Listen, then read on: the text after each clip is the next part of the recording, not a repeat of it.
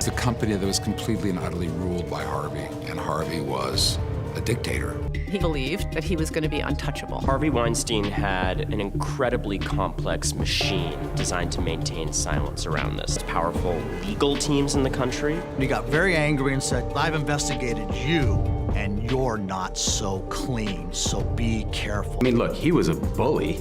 He was intimidating. That was part of who he was. I mean, you had to spend a minute with him to know that, he didn't treat people particularly well. So that was, you knew he was this force that's, he sucked up all the energy in the room. He was Harvey Weinstein, and it was Miramax, and that was the thing. Man is screaming at the top of his lungs at a 23-year-old woman who's asking a very reasonable question about his movie. A crowd has gathered around us, and it's like, the schoolyard fight or something. And I just remember how surreal it was. I was thinking to myself, can this possibly be, is Harvey Weinstein really have me in a headlock? The flashes are going off, and there are a million pictures being taken. How can this not be the cover of, the New York Post, the New York Daily News? I mean, it was like the money, it's the shot that any tabloid editor would be dreaming of. Because Harvey was used to winning these type of arguments, and he had a bunch of yes men going, yeah. You may be right, but I don't care. This is the movie, and it has that scene. And Harvey realized he wasn't going to get his way, and he's used to getting his way. I stood fast, and there was like a beat of like 1, 2, 3, 4, 5. Okay, we're going to leave the scene in, and I want you to remember that it was Miramax who left it alone. Wow. That's an interesting way to control the situation, right? To take it and bring it all back to him. I've known Harvey Weinstein for a long time.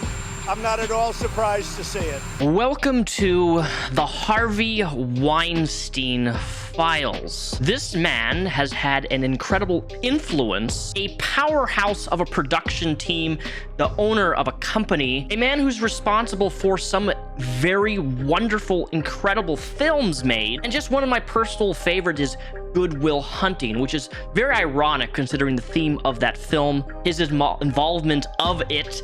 And now I'm making a video on this guy because he's currently behind bars. A Hollywood powerhouse, if you will. This is going to be the trend for the next few months on this channel. We're going to be talking and taking a look into some of the biggest Hollywood folks who behind the scenes are a hidden monster, although on the surface level, you would never suspect that. And quite frankly, when we get to the subject of Bill Cosby in a later video, that's going to be a hard video for me to make considering that I grew up so frantically watching the Bill Cosby Show as a kid. These X-Files videos are going to get increasingly darker as the year ends into 2023. So my suggestion is to grab a thing of popcorn or a beer because we have a lot of people to discuss in the coming months. But before we tackle this monster, special thanks to the sponsor of the channel today, Vance Global. They specialize in Delta 8 CBD and TH smokes, and they are smooth as a butter bean. They even have biodegradable filters, along with being 100% organic. But if smoking is not your type of thing, they also specialize in wonderful nummies. That's right, they have Delta 8 gummies, TH gummies, and my personal absolute favorite and their newest, CBD gummies. If you use my discount code at checkout, Repzion, you're gonna get 20% off all your orders, free shipping. If you subscribe and save, you're gonna get additional 30% off with Repzion 30. You guys absolutely love this sponsor. This is probably my most successful, loved sponsor I've ever done on this channel as a whole in the last 10 years. But I need to warn you, these are strong.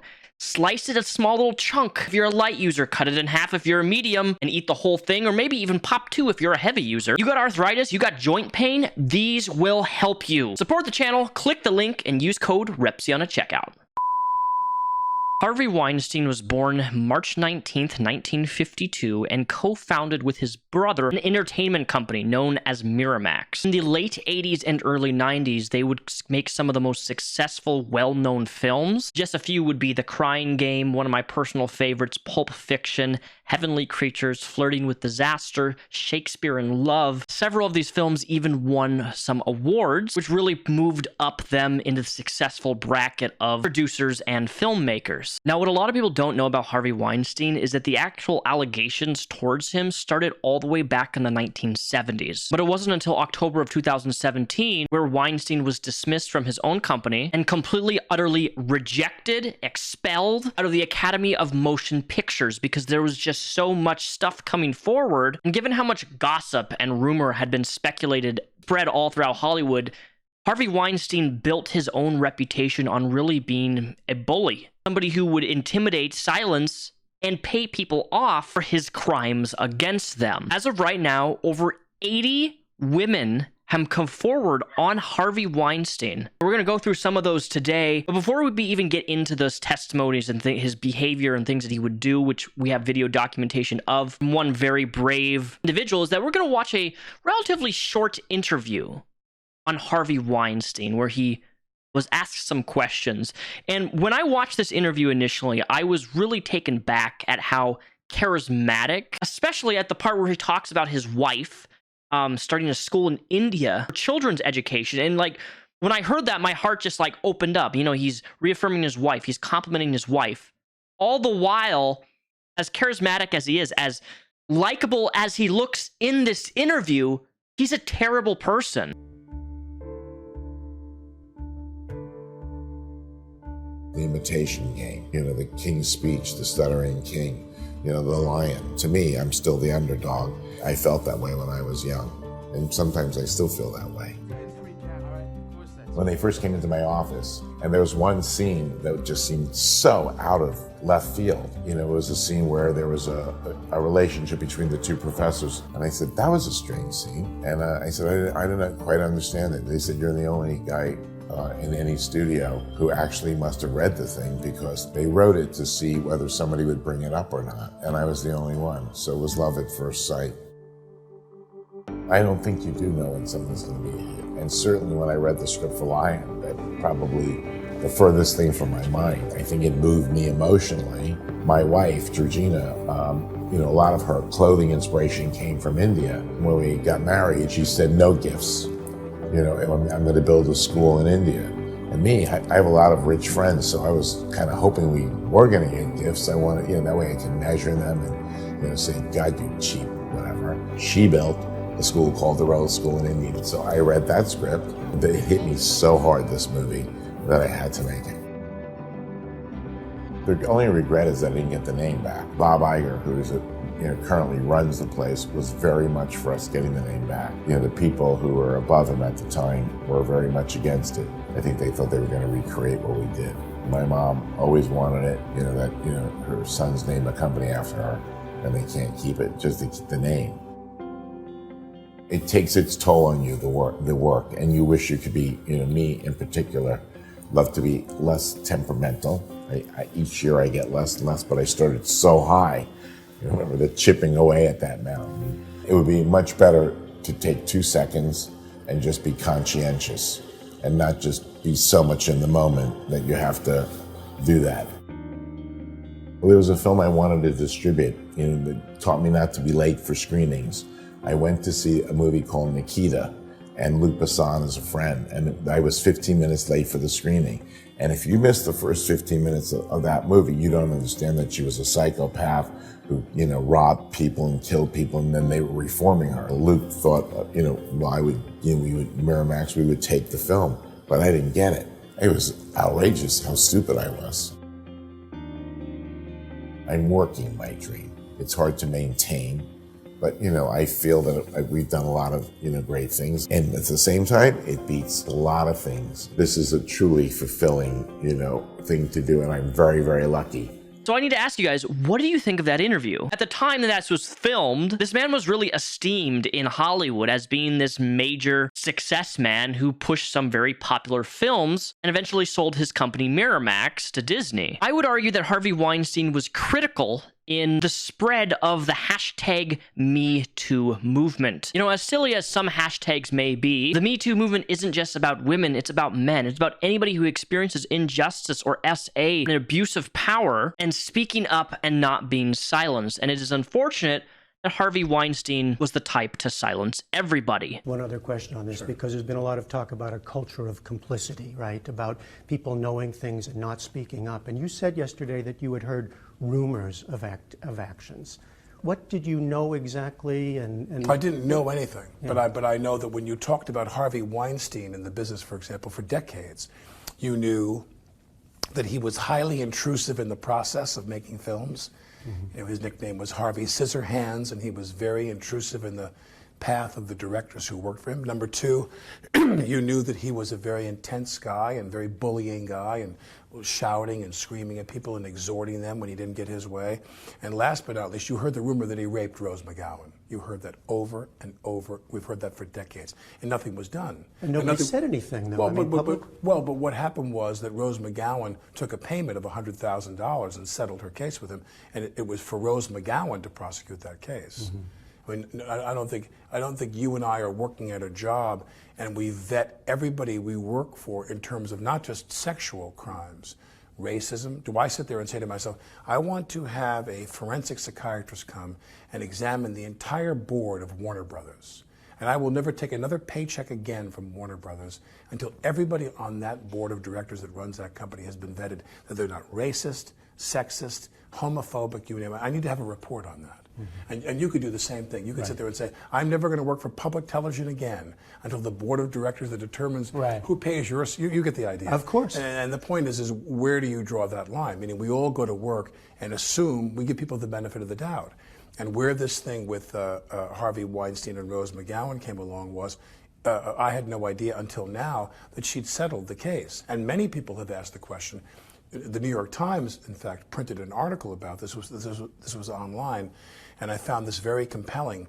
The New York Times wrote an article and said, do the settlement of these cases hurt the cause of exposing and bringing us to a place of real change? When women take money and are silenced by that money, even though they took the money and were silenced because they were told beyond the money it was the right thing for them to do, keep quiet, don't make too many waves, it's going to hurt your career. When they do it, nonetheless, does it set back the cause of change? That's an issue, I think. I do think that Baldwin makes a phenomenal point here in regards to the vetting process. On every single person that you and I interact with on a day-to-day basis, we don't really know who our coworkers really are. We only see these people maybe in the workplace. We don't really have a super close relationship with them, so we don't really know this person. Now, when all this stuff came out about Harvey Weinstein and more information was revealed to the public, the internet kind of did what it normally does. It starts pointing fingers saying, Brad Pitt, Samuel L. Jackson, Steven Spielberg, John Travolta, or any director or actor who had been involved with a film that had Harvey Weinstein's name attached to it in any capacity. The internet likes to blame people. The media will even blame people. And I think in the context that where Baldwin just expressed, I don't think that's fair to people who were not close to Harvey. Matt Damon, Brad Pitt, George Clooney, big actors, big names. Having a working relationship with somebody is not the same thing as having a close friendship with them. I think one of the most incredible aspects of all this is how many actors have actually come forward after stuff was revealed about Harvey, reaffirming the stories of a lot of the women who came forward in defense of them, saying, we had one instance in a hotel room where he made a pass at me. And then I really kind of stood up to him. I told my boyfriend at the time, Brad Pitt, who, by the way, I love him for this. I love him for this too. You told him, hey, Harvey just did something really weird. And Harvey's moves are weird. It was weird. Yeah. It was weird. Here's a guy he's like a dad to you. Yeah, I was shocked. When you tell Brad says, fuck this guy, I'm going to go over and confront him. So what happened was I told him right away, and I was very shaken by the whole thing. And I had 2 movies. I'd signed up to do 2 movies with him. And were you afraid that the movies would be canceled? Or I you was would be afraid. Yeah, sure, because this was a good thing. And Brad Pitt, we were at the opening of Hamlet on Broadway that Ralph Fiennes was in Hamlet, and Harvey was there, and Brad Pitt, it was like the equivalent of throwing him against the wall, energetically. It was like... Were you afraid, though? Was it really, great guy, Brad Pitt, for doing that. But at the same point, too, it's your story. It's your relationship with Harvey. As most guys do, they take action. Right. When you come home and say, Harvey just did a weird thing to me, I'm going to do something. Rawr. Yeah. Maybe you weren't even looking for that. Like he took it upon himself to confront Harvey. It was so fantastic because what he did was he leveraged his fame and power to protect me at a time when I didn't have fame or power yet. Right. Wow. It moves you. Yeah. It was fantastic. Good for him. Yeah, he's a good person. Oh, you must have just, I guess part of me was like, well, who's Brad Pitt to take up your cause? You didn't tell him to do that, but at the same point, oh my gosh. it was very heroic. And Harvey was never inappropriate with me again. Wow. I just like Brad Pitt sticking up for you. He's the best. Wonder what he said. Did he ever tell you what he said to Harvey? Yeah, because he came back and told me exactly what he said. And was he like, fuck you. Yep. You ever lay a hand on my girlfriend, I'm going to kill you. He said, if you ever make her feel uncomfortable again, I'll kill you, or something like that. That's awesome. Harvey has some sort of instrumental influence of whether that's pre-approving scenes or maybe it being involved in a producer, what have you, or even another female actress who may have been involved in a project who heard maybe whispers or rumors or speculation. I just think that too many people try to blame other people for things. If I accept a job from a company, do I really know the CEO or my boss what he's doing? The answer is no. If you watched my video last week on Dan Schneider, a situation actually occurred where McCurdy offered $300,000 not to speak on creator Dan Schneider and her experiences at Nickelodeon. And I do think that the New York Post actually makes a fantastic point. Does it damage the cause of potentially exposing a destructive monster like Harvey Weinstein if you accept $100,000 not to talk about you being SA'd by someone? And I think it absolutely does. Because had that settlement not occurred, and while this was years and years and years ago, it begs the question, had this had more publicity, had the media known, and she being able to express herself on what happened with Harvey back then, happened to Harvey being put behind bars and sentenced for 21 years in prison may have happened years prior. Because remember, the allegations started from the 1970s. And like for me personally, I understand the appeal of accepting money not to speak out. For me, if I was in that situation, I don't know how I could deal with the guilt and shame aspect of knowing that by not speaking out, I personally, this is just me, I would feel responsible for all these other people getting hurt because I chose not to speak on an issue, instead accept money. It raises the question, does accepting money to not speak on what could potentially save other people from being harmed in the future, is that a good choice or not? Is it worth the career sabotage of the publicity? Because we know that Harvey Weinstein made a lot of actresses' careers before they were practically nobodies. And by him walking in and saying, okay, we're going to let you on this, we're going to give you these lines, we're going to give you this scene, he brought many women in the spotlight. And so many women were afraid that if they spoke out against their experience, you're fired, your career's gone. It's such a fascinating, difficult, controversial bubble to stand in the middle of. Because on one hand, I'm trying to see things from all perspectives, and it's really difficult to get an equal perspective without leaning more to one side than another. I would love to hear your guys' thoughts in the comments below. Harvey tried to talk me into cutting the torture scene out. With Mr. Blonde and the guy in the chair and getting the ear. his ear cut off. Yeah. He tried to talk me out of that. And his reasoning was, he might ended up being right. All right. His reasoning was, look, Quentin, this is a movie that anybody can watch. But with that torture scene, you're going to alienate women. They're not going to want to see this. So you're putting your own movie in a little box. But without that scene, anybody can go and see this movie and everybody will enjoy it. And that's kind of actually where I became me, because Harvey was used to winning these type of arguments, and he had a bunch of yes men going, yeah.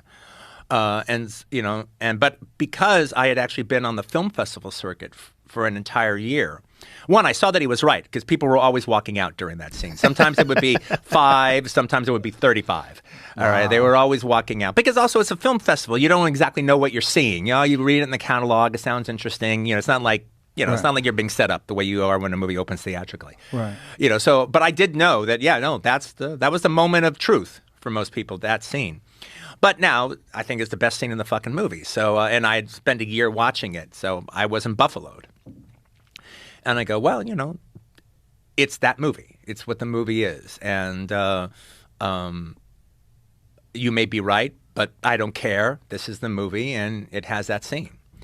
And Harvey realized he wasn't going to get his way, and he's used to getting his way. I stood fast, and there was like a beat of like 1, 2, 3, 4, 5. Okay, we're going to leave the scene in, and I want you to remember that it was Miramax who left it alone. Wow. That's an interesting way to control the situation, right? To take it and bring it all back to him. Mm-hmm. How weird is it for you to have had a relationship with that guy for all these years, making all these films, and now see what he's become? It's sad. It's sad. It was like, he wasn't just this guy who financed my movies. He was, kind of like a father figure. I mean, he was kind of a fucked up father figure, but that's most people's fucking father. Yeah.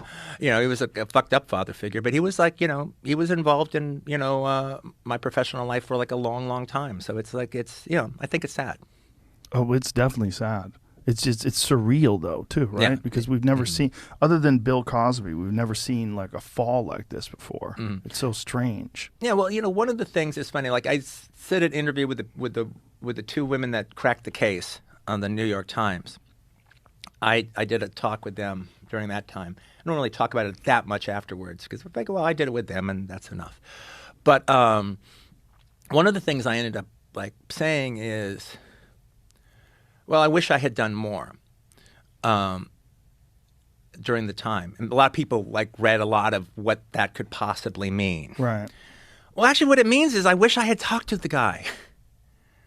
I wish I had sat him down and had the uncomfortable conversation. I didn't know about any rapes or anything like that. I just, but I knew he was, I chalked it up to the boss chasing the secretary around the desk, as if that's okay. But I mean, that's how I kind of looked at it. He was, making unwanted advances. That's how I looked at it.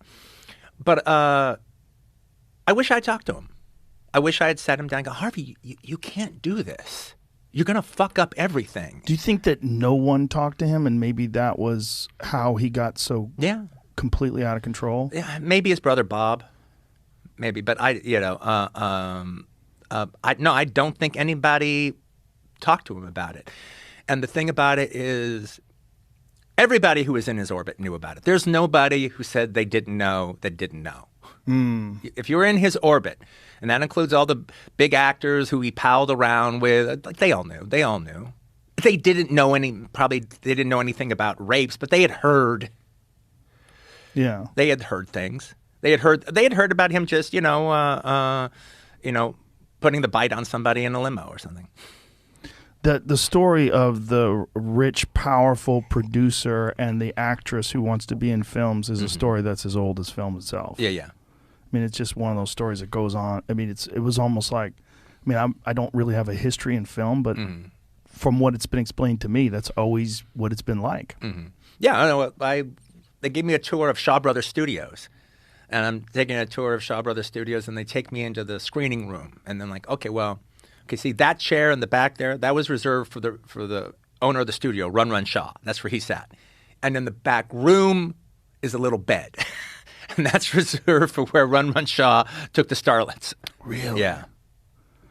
And it was all. So for this next clip, I do want to say, trigger warning, this may make some people feel uncomfortable simply due to the nature of Melissa Thompson, somebody who managed to actually document the type of aggressiveness and inappropriate behavior that Harvey Weinstein exhibited. And one of the first things you're going to notice really, really quickly is how aggressively he starts touching her arm.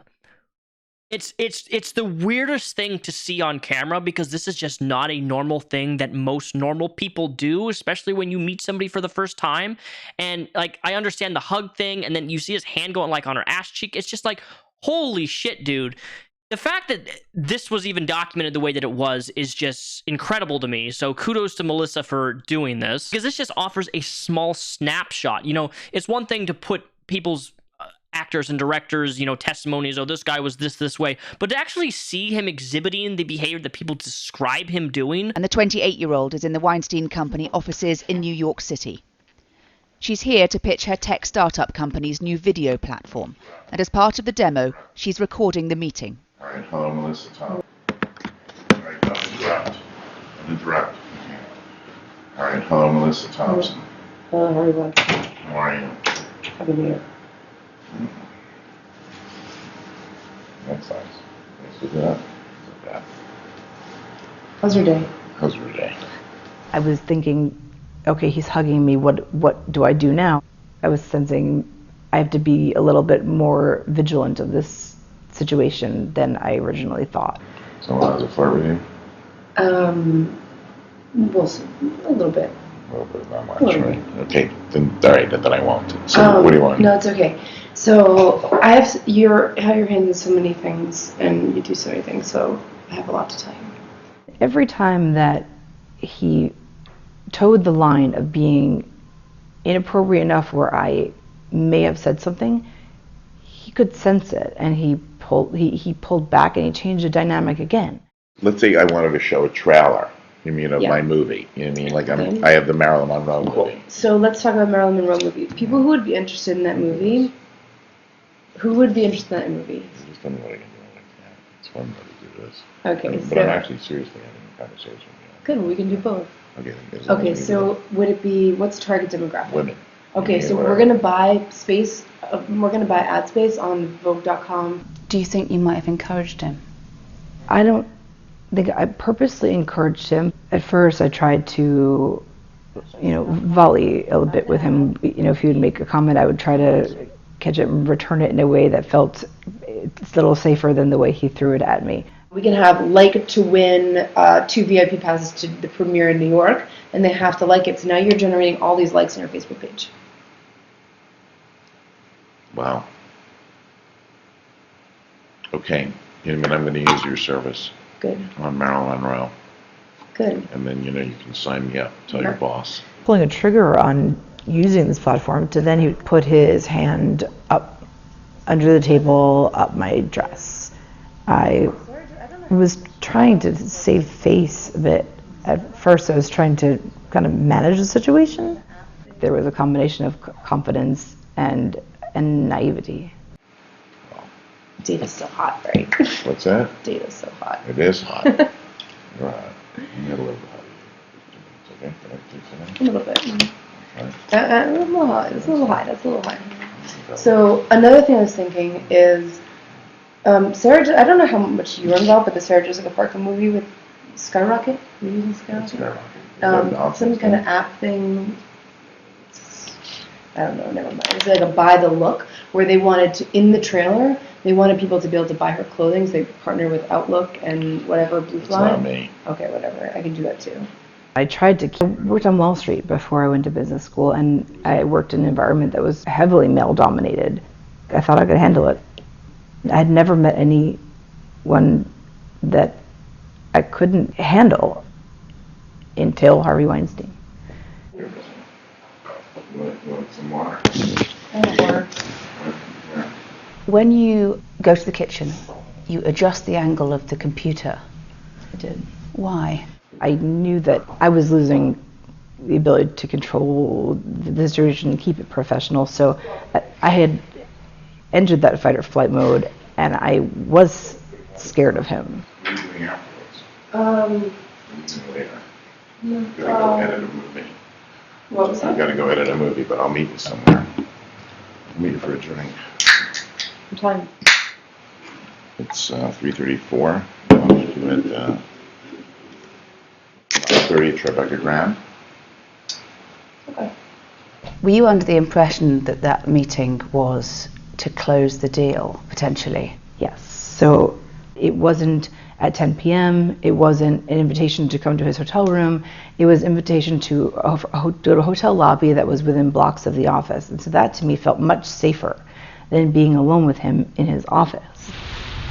Melissa says Weinstein came to the hotel lobby and told her to follow him. She assumed they were going to a conference room, but it was Weinstein's hotel room. There, she says, he raped her. If I would try to fight myself away from him, He would then move around to a place where he could block me in somewhere, and he's a big individual, and I constantly felt trapped no matter where I turned. Or he cornered me over and over again. Melissa's business meeting and the alleged rape are part of a class action lawsuit against Weinstein and others connected to him who might have known what was happening. Had people been more vocal and not said, yeah, that's Harvey, or yeah, we have to live with that. You don't. We don't have to live with things that are illegal and abusive, and we don't have to live with being raped when we think we're going to a business meeting. In a statement, Harvey Weinstein's lawyer Benjamin Brafman said, several respected journalists and trustworthy individuals have seen the entire video. The video, when viewed in its entirety, in context and not in select excerpts, demonstrates that there is nothing forceful but casual, if not awkward flirting from both parties. Anything short of that is intended to make Mr. Weinstein appear inappropriate and even exploitative. It was produced by Ms. Thompson to bolster her position in a civil lawsuit seeking money. Now, one of the most common patterns of behavior from Harvey himself is that almost every single claim and essay that has occurred, he has done and taken them to his hotel room over and over and over again. He always has a hotel room for it. Melissa made a point here about how, 5:30, that's usually dinner time. That's not 10 o'clock at night. Hey, come back to my hotel room. This is a pure facade of, oh, we're going to close a business or ad deal with this individual. And this is how he brought in a lot of his victims. You're so rich and you have so much money, you can literally bring gigantic ad deals, make people's career just by landing a deal, and then you would proposition and use that to force SA onto people. Absolute monster of a man. And what's even crazier about this video footage is I just can't imagine, like, the first time you meet this person, you're sitting down, they're trying to proposition an ad deal for you, and then you just start touching their arm, right? Hell, I'm a little bit socially awkward at times, but in my past, when I was on Tinder and I was doing hookups, even now I still do the same thing. I always ask people if I can hug them, just because I feel like trying to force a hug on somebody. Some people don't like being touched by strangers. Hell, even people that you are just getting to know, some people don't like to be hugged. I get it. I understand that. So I always ask, hey, can I give you a hug? Even back in the day when I would invite people over to my place, we'd hang out, have a smoke sesh. I'd say, hey, you want to sleep over? You can either sleep in my bed or you can go sleep on the couch. I'd always try to make it a goal to make people have a really comfortable dynamic because every person is different. I don't know how some people like to be touched, and you don't really need to ask. Some people like being touched, and therefore, if that's the type of person that they don't like being touched randomly, then you just ask, hey, can I give you a hug? Can I put my arm around you? I don't think there's any ever crime in somebody asking, hey, can I touch you? But it does make me laugh, though. I remember one incident, somebody I was dating in my past, they were like, can you just touch me? And I'm like, are you sure? Because the person before that didn't like being touched without me asking. Then I dated somebody new. And they're like, you don't need to ask to put your arm around me. We're dating, blah, blah, blah. Just do it. You're my partner. And, it's a different dynamic. Everybody's different. And the fact that he didn't even ask, not that him asking would have made the situation any more appropriate, because, again, this is a workplace environment. I think it's better than always just to be safe rather than sorry and potentially make somebody feel uncomfortable or put them in a situation, that was a loud boom, that they don't want to be in. That's just me, though. Clearly, this is not the case here. We have somebody who loves to be in a position of a higher up than somebody else, and they're using that to their advantage to proposition a deal of some sort, only to use that to them. A few months back, PBS did a phenomenal documentary on Harvey Weinstein that offers a lot more context and even more deep dive into him than this video itself. That's linked down below in the description. But what I've done here is I've taken multiple people that have come up against Harvey with claims of their situation that he put them in,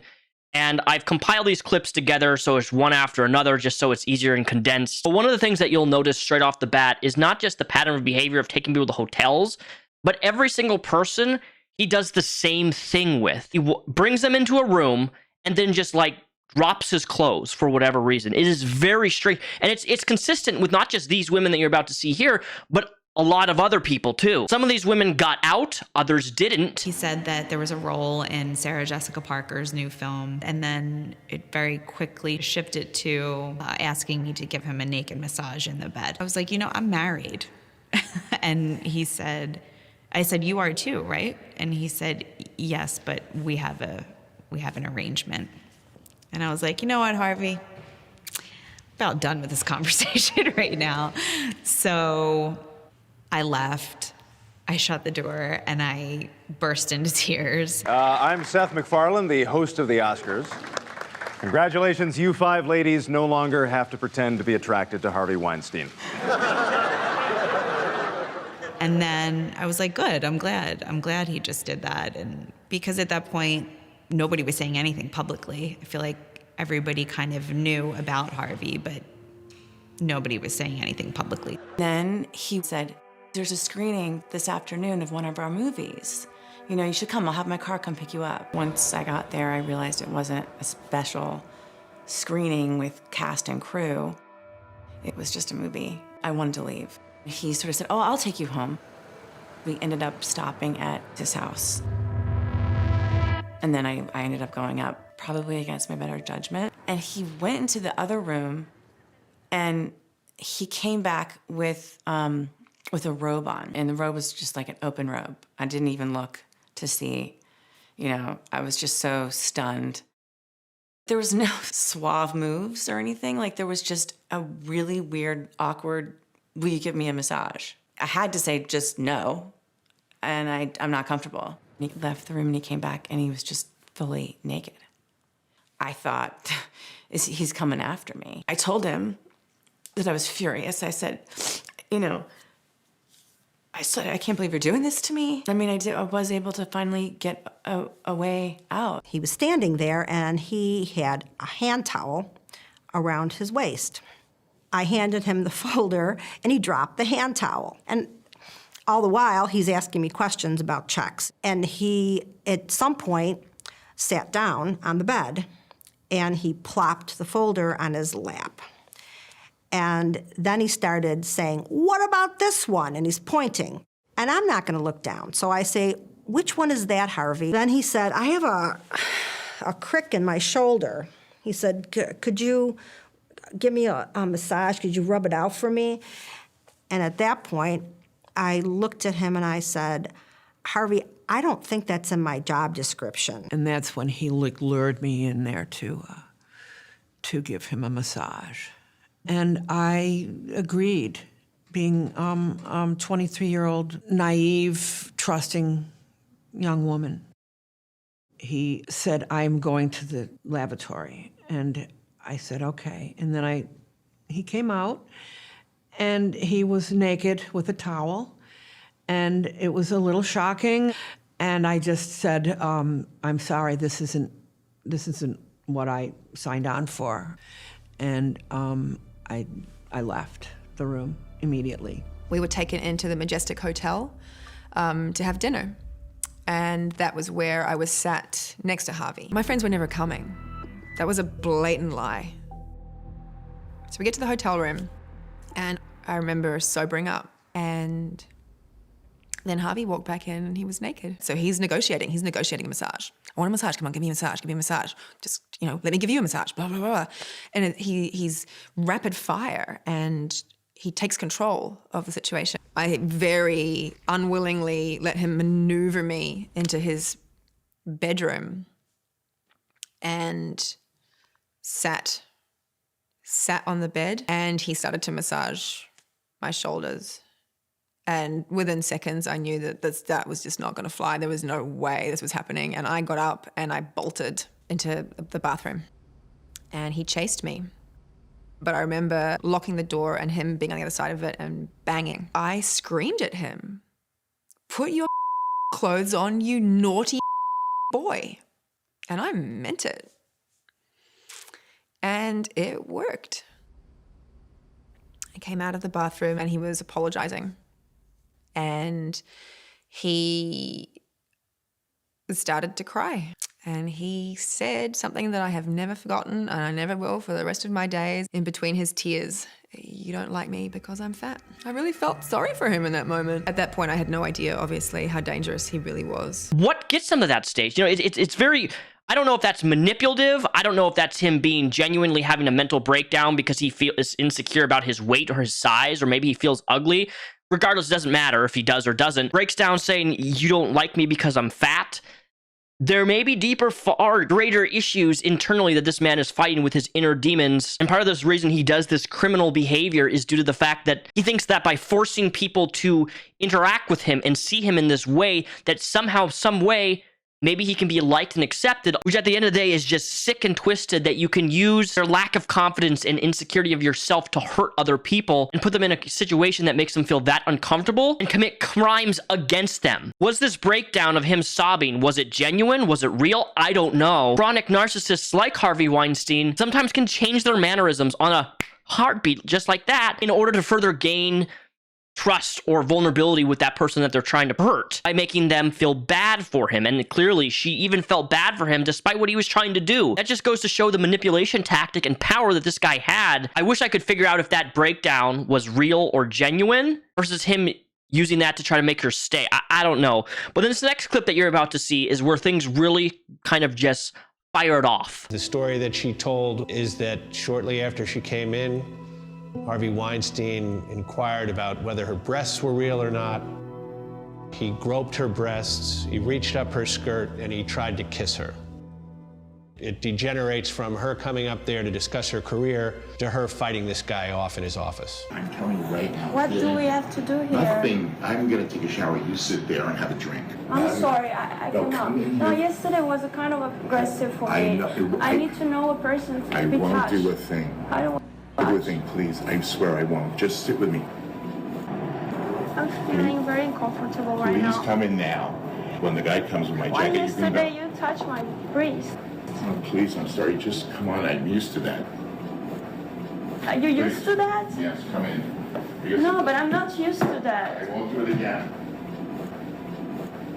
I will never do another thing to you. 5 minutes. Don't ruin your friendship with me for 5 minutes. No, Please. but I want to leave. Okay, bye. Thank you. Don't ruin your friendship with me for 5 minutes. This is a key point here. Because after she went to the police, they said, holy shit, this could be incriminating. We need you to go back there and have a recording device on you. And Harvey admits it. He SA'd this person. He inappropriately touched them without their consent. And even in this dialogue, this is the most fascinating thing is having this recording. You can see how he actually tries to grab and pull somebody in. But the crazy thing in this dialogue is how desperate he sounds. Just desperate for attention, desperate for a human connection that he craves so deeply that he's willing to force people into an uncomfortable situation and commit crimes against them just to get that sort of validation or sick, twisted fantasy that he has off. The moment she said, I'm feeling uncomfortable, he should have stepped back and said, okay, you're free to go. I'm sorry for making you feel uncomfortable or whatever, but that didn't happen. He just continues on. Don't destroy your 5-minute friendship. When this audio recording went public, that's when the Me Too movement really shot up. This was the first woman to go to the police rather than hinder in silence and be afraid. And it started something. It started the destruction of Harvey Weinstein's career, which honestly should have happened long before that. But where things get even worse is that Harvey Weinstein, after this was exposed publicly, hired a private corporation security firm that specializes in deep digging on people who he gives a name to. When Amber Gutierrez came forward with her allegation, a machine mobilized to shut down these charges. And that included Harvey Weinstein hiring power lawyers. He had one of the most powerful PR teams in the country. Weinstein also employed the services of K2, a private intelligence firm usually specializing in corporate investigations and security. No one from K2 would agree to an interview, but a former employee who was there at the time says Weinstein's request was unusual. We agreed to hide his identity as he still works in the industry. Harvey Weinstein came to K2 initially with a matter that they probably wouldn't take on if it was somebody else. Nobody likes to develop information on somebody who's accusing a client of sexual misconduct. But Harvey Weinstein being Harvey Weinstein, exceptions were made. He says K2 was tasked with investigating Gutierrez's past in Italy and providing the information to Weinstein. Stuff started leaking out of the Weinstein camp about her past. she once filed a sexual assault suit against a 70-year-old, quote, sugar daddy. There was a report that she had been sleeping with a 70-year-old man in return for gifts from this guy. It lasted for like a week. Every day something different coming out. Everything was about me being a blackmailer, a prostitute. I was asking them like, did you hear the recording? They were like, yes, I heard of it, but you have to explain this situation in Italy. It's very confusing. I was like, guys, I mean, I'm the victim. Concerned how her story would play before a jury, the district attorney's office announced Weinstein would not be prosecuted. Manhattan District Attorney Cyrus Vance Jr. declined to be interviewed. His office told Frontline they acted professionally, and that what emerged from the audio and subsequent investigation was insufficient to prove a crime under New York law. When people say that Harvey Weinstein silenced anyone, men and women, there is no exaggeration in that statement. This is pure and factual, that he's willing to threaten other people, even people he's donated charities to, because they're about to sever ties with him due to all the allegations that were coming forward in the public audio and all this stuff just piling on top of each other. Over the years, Weinstein had helped raise millions for AMFAR, the Foundation for AIDS Research. But the AMFAR board had become concerned. The problem was not sexual misconduct, but a dispute over the proceeds of a charity auction. There, this is fun. The charity hired lawyer Tom Ajami to investigate exactly what happened to the money. During the course of our investigation, we had to interview people. We would say to them, why did it go here? Why did it go there? The response we would get would be, well, before we get into that, do you know that Harvey Weinstein rapes women? Do you know that Harvey Weinstein is a sexual predator? Now, we had no proof of that, but this is what we were hearing, and it was very disturbing. He said to me, Tom, you're spreading rumors about me raping women. And my response was, Harvey, I'm not saying that. The community is saying that about you. And at some point, he got very angry and said, you better be careful, Tom, because I've investigated you and you're not so clean, so be careful. And he's doing damage control, trying to silence and giving any piece of dirt on men and women to use against them publicly as a form of blackmail. What's so crazy to me is that the legal offices failed to prosecute Harvey Weinstein when this first woman came forward to the police due to the fact that Harvey did this and got stuff from her past, like, oh, look at this, you accused a 70-year-old man of doing something inappropriate with you, or he bought you gifts, therefore that invalidates what you experienced with Harvey Weinstein, which is just honestly a slap in the face to people trying to come forward about this powerhouse monster. When you have this socioeconomic influencer, Harvey at the time, who literally was involved politically, financing political figures. He's so powerful. What the fuck are you supposed to do? How do you fight someone that large? I've never seen blackmail in this form of power before, and it's absolutely terrifying. Harvey Weinstein is a serial rapist, and when he dies in prison, I hope it's from dropping the bar of soap. If there's two types of people who, when they're sentenced for the crimes that they've committed, it's crimes against children and that of SA in any capacity towards men or women. People like that in prison deserve to experience the absolute worst, and you will not hear a drop of sympathy or empathy from me. They can rot, they can die, and I will rejoice when their name is in the news that they've passed away. Anyways, ladies and gentlemen, thank you for watching this video. This has been the Harvey Weinstein Files. Expand that description box. There are videos and links and sources linked down below. If you like this video, please give it a thumbs up.